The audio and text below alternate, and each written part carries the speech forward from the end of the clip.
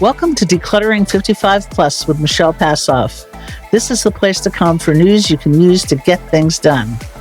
Everybody knows that too much stuff is clutter, and cleaning it makes you neater and tidier. To us, it is a life management tool that helps you navigate your next steps. This is what my book, Lighten Up, Free Yourself from Clutter, is all about. As baby boomers, we have a lot in front of us that is confounding and confronting, so we sweep things under the carpet and put them off another day or forever. That is clutter because it keeps us stuck, and my new book addresses all of that. So we're going to bring experts, authors, and authorities here to talk with us about health, relationships, technology, finance, housing. What are you going to do next in life? Passing down your life stories, and even the challenges of making final arrangements. Here we aim to learn, open new possibilities, choose, take action, and create a legacy, not a mess. So let's get started. Today we're going to talk about what to do with stuff, but not just any stuff that may have value. So in order to learn more and avoid costly mistakes, we have called in George Higby to pick his brain. You might know George from his YouTube channel show called the Antique Nomad. George is a certified Appraisers Guilds of America appraiser, and he now combs the country doing estate sales, appraising private collections, buying antiques and vintage items, all the while filming for his YouTube channel. Here he is today to enlighten us about how we can recognize valuables in our home and what to do when we want to sell them. Welcome, George. Thank you for being with us. Thank you so much. Now, let's start at the very beginning. Can you explain what an appraiser is? Yes, an appraiser is someone who comes in and looks at your antiques, personal property, also just common things that you have depending on the need. Like if you're having an insurance appraisal, it might be the television set or the stereo equipment or your computer stuff. And we come in and help assign a value to those things.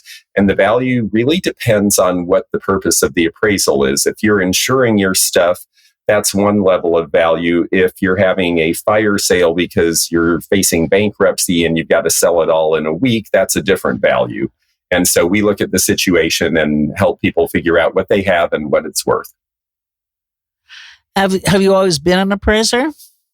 No, I became an appraiser after I was a guest on Antiques Roadshow. I was a backstage guest, and I helped a friend of mine get an item chosen to go on there, and they sent me backstage, and I got to see everything that was happening and talk to the appraisers, and they suggested that I go to appraisal school and learn how to become a certified appraiser. You have to learn a lot of ethics and standards and practices. It's not just knowing what the merchandise is. So I took their advice, and I've been an appraiser since 1999. What were you showing there on the Antique Roadshow? My friend had a set of little figures by Minton, the very famous English porcelain company, called the Queen's Beasts, and each one represented one of the lines of Queen Elizabeth's heraldry, and they were sold during the time of her coronation. And it was a very important thing because a lot of people were questioning whether she legitimately should come to the throne because of how her father had come to the throne, and her connection to the direct line of royalty was through Henry III, and those Queen's Beasts represented him. So it was a big deal at the time, and my friend was convinced that it wasn't worth much because it was only from 1953, so it's not an antique. And I said, I think it's pretty good. It ended up being worth about $4,000 for the set. That's a nice piece of change.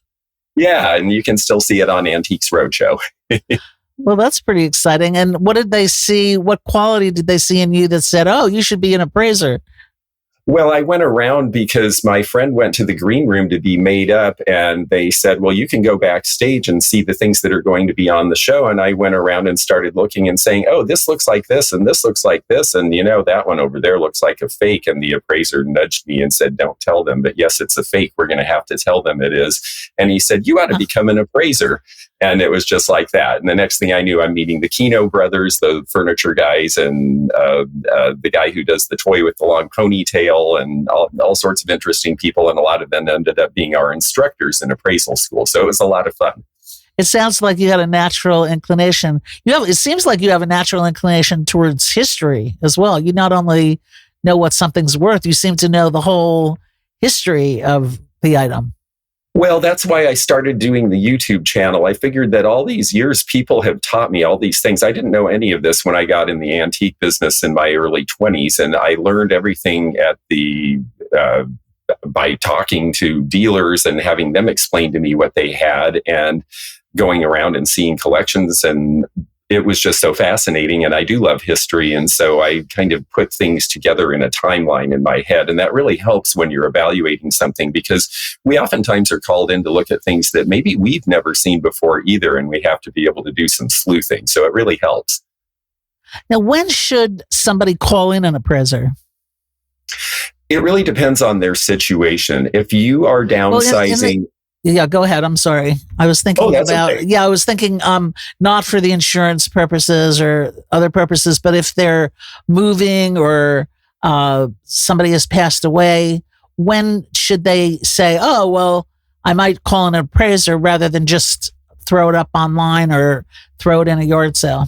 How do you know when to do that? I think if you have something that has been in the family a long time and you've heard stories about it and mom said, oh, this is really great, but you don't really know why, that might be a time to talk to an appraiser before you make a decision about what to do with it.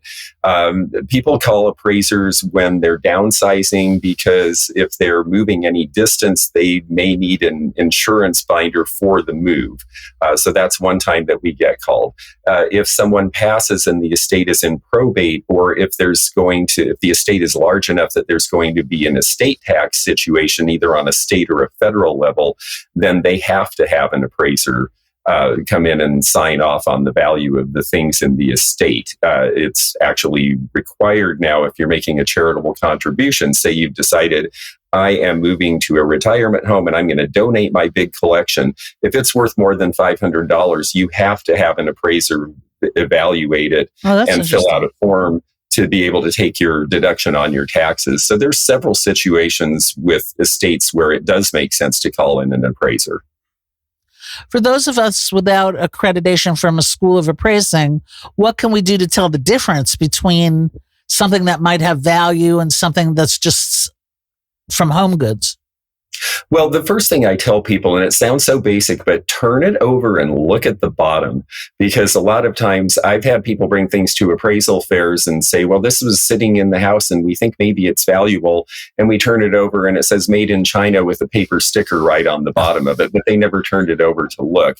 Or you turn something over and it has no evidence of wear. It has never been scraped, moved, touched. That's a pretty good indication that something maybe isn't as old as you think it is. On the other hand, if you do have, you think, a Ming vase, well, then you get into a whole world of things, because Ming vases were copied in the Qing period. So there are real antiques that have fake Ming marks that were done in the 17 and 1800s. So that's when you start to get into an area where you really need somebody with some expertise to look at these things and help you really understand what it is that you have. Since the focus of your show is letting go of stuff and not acquiring more and more, when does the time come when somebody has to change their ways and stop collecting? Or should you just collect to your heart's content, chop till you drop, so to speak? I think it honestly depends on your personal situation and how you are set up for your retirement and what you want to do during your final period of time. You know, retirement is this moment where you get to decide, what am I going to do and what am I going to be for the rest of my life? And so if your dream is to travel and you want to live lightly, that would be a great time to do your downsizing. On the other hand, if you just love collecting and you have a big, huge house and you have plenty of money and you're going to be taken care of in that place for the rest of your life and you don't want to get rid of stuff, well, then maybe you don't need to get rid of a lot of stuff. But there's a lot of folks who get stuck where they really want to have a different kind of life in retirement and they let their objects hold them back. It becomes the albatross around their neck. And that is definitely the time that you need help from someone like you who helps with organizing and decluttering. I really liked what you had to say about clutter is not just the stuff, it's the impediments that clutter puts in the way of you getting on with your life. And I'll have people call, for example, I had a woman call and she said, oh, my kids really want me to get rid of all of this stuff. And I went to her house, and it was a normal house with a normal amount of stuff. And I said, well, what's your situation? And she said, well, I really want to go live with my eldest daughter, but, I just don't know what to do with all of these things. And I said, how long have you been contemplating this? And she said, 3 years. So meanwhile, her life is on hold for all of this time because she's just not sure what to do with these things. And that definitely is the point where it is time to cut and let go. Yeah, it can really, having all of that stuff you can not know where to go in your retirement. A lot of people do move. I think statistics will tell us that that's increasingly so, but you can't even see clear to make what choice if you think, oh my God, I have to deal with all of that stuff. Yes. I'd rather stay put than, have to go through it. But do you think when you buy something in the first place that you should keep a file that says, this is how much I paid, this is where I got it, this is, it's an antique? Should you keep a record of purchases that you make along the way so that or you or somebody knows or remembers how much it was worth when you go to sell it? I think that that's a really useful place to start. And it really does help when I go into an appraisal situation, especially if they've collected something for a long time. They may know more about the individual pieces than I would because it was their passion and their collection. And so it really does help the appraiser to have clues. And it also helps the family to have clues so that they feel more confident. Now, at the same time, if you're doing that, please understand that markets change because things that were valuable 30 years ago, for example, sets of fine china with platinum and gold rims, are now very hard to sell because they don't match the current lifestyle. So having those values and that information is a really great starting point, but don't get hung up on the fact that, well, mom said this was really valuable and now they're telling me it isn't, so I don't know what to do and I'm going to just sit with it and hold it for the next 20 years while I figure it out. Because the truth is that markets go up and markets go down. Things we wouldn't have dreamt people wanted, like big pieces of orange glass, are selling for $300 and $400 now, made in 1975. And things that are rare, beautiful looking period furniture are selling for bargain basement prices right now. So, keep that information because it gives everybody a place to start, and you may know more about that. But also bear in mind that every note that mom wrote about Aunt Matilda said this was valuable doesn't mean that the piece is necessarily valuable. So you're kind of a heartbreaker in a way. I have to be the Grim Reaper a lot of times, yes. Give the bet. What is trending? So if we have it in our homes, you should run out and get your best price for it. Well, I had someone yesterday tell me that he had a very large collection of gas and oil, petroliana, big signs. He had a mobile gas sign that was 9 feet tall and that it was all sitting out in his barn, and that he and his wife are spending their winters in Arizona and that they don't want to have to pay for security, and he wants to get rid of this stuff. And I said, sell it now. It is at peak prices. It's never been so expensive. Get rid of it now because we may never see these prices again, because we have a generation of wealthy people in their 70s now who are buying their old car their Pontiac GTO from 1965, and they're spending $100,000 at Barrett Jackson to get a car that was a $10,000 car 20 years ago, and they're paying through the nose for all of the petroliana to put behind it in their garage. When that generation is gone, is the next generation going to have that level of appreciation for those things? My guess is maybe not. And we've certainly seen that before. So that's really hot right now. Art glass is really hot right now. And it doesn't matter if it's hand-painted Fenton or if it's a designer studio glass like a Pilchuck piece, Dale Chihuly. All of that is very popular again right now in a way that it really hasn't been for about 10 or 15 years. It's really taken on strong. The new generation loves that sort of thing. They seem to really like color, and that is the item. And on the other hand, there's some categories that are really out of fashion too. And I would recommend people on my channel, the Antique Nomad on YouTube, the video that I have that has by far done the best, I think I have 300,000 views so far, is called What's Hot and What's Not in Collecting. Yeah. And about a year ago, I did a presentation in front of people moving into an assisted living place in Florida. And they were all people saying, I've got a house full of stuff. I've got a storage unit full of stuff. What am I going to do with it? And I went down the whole list of these things are popular. These things are less so. So that can be a really great place for people to get some general information about all that. And it's free. Wow, wonderful. That's a good tip. So go to YouTube, watch the Antique Nomad, and find out what's hot and what's not. Now, how much if I want to have you come in and help me decide what's valuable, what's not, and all my stuff, how much is that going to cost? Well, I charge the same rate.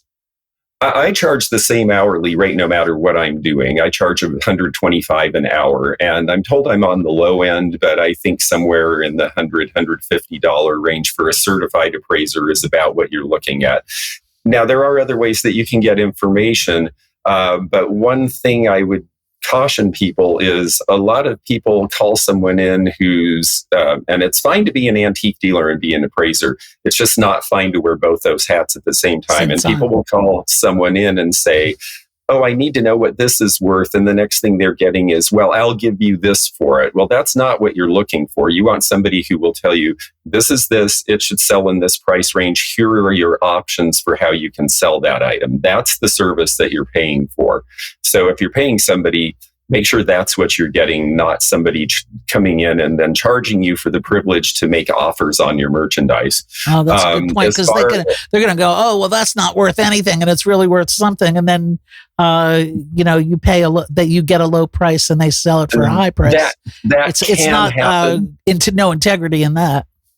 That can happen, and you really want to deal with someone who has some references. I always bring my professional profile so they can see what my background is and that I am certified. A certified appraiser who is following what they call USPAP, Uniform Standards of Professional Appraisal Practice, will not make an undisclosed offer to buy. They will either come in as a buyer or they will come in as an appraiser, and they will not try to do both. So make sure you're asking for that.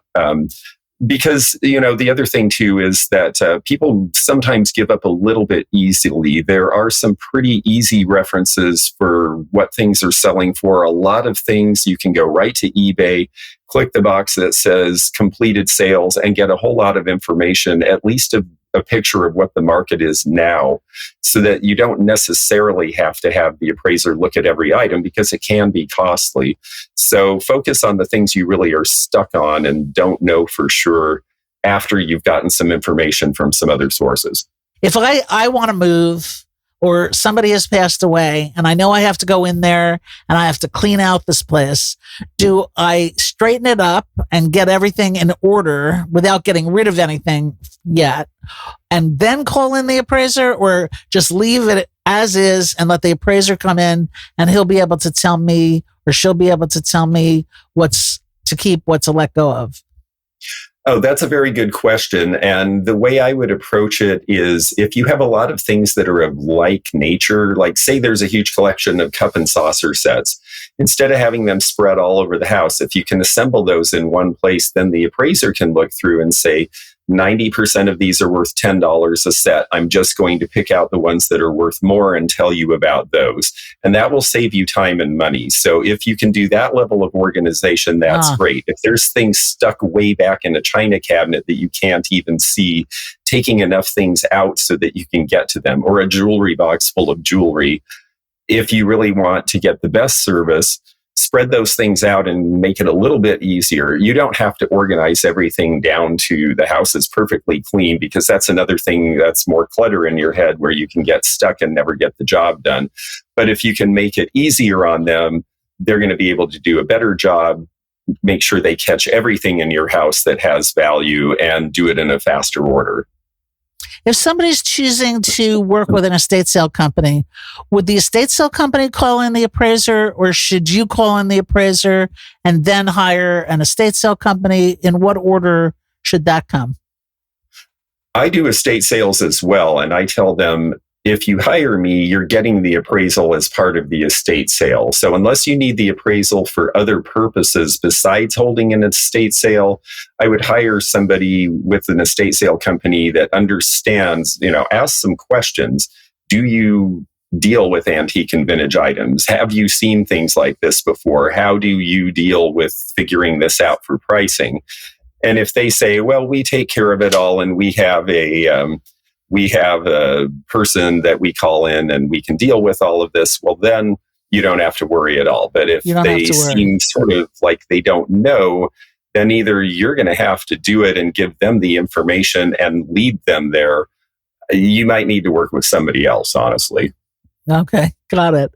Okay, folks, we're going to wrap up this conversation here and thank our guest, George Higby, for slowing down from his travels back and forth across the country just long enough to make us smarter about what an appraiser is and when to use one.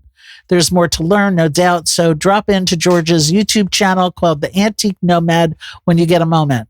In the meantime, please pay a visit to our website at www.decluttering55plus.com and click on the Let's Connect button to share your comments and questions, as well as tell us what your experiences are with letting go of clutter in your life.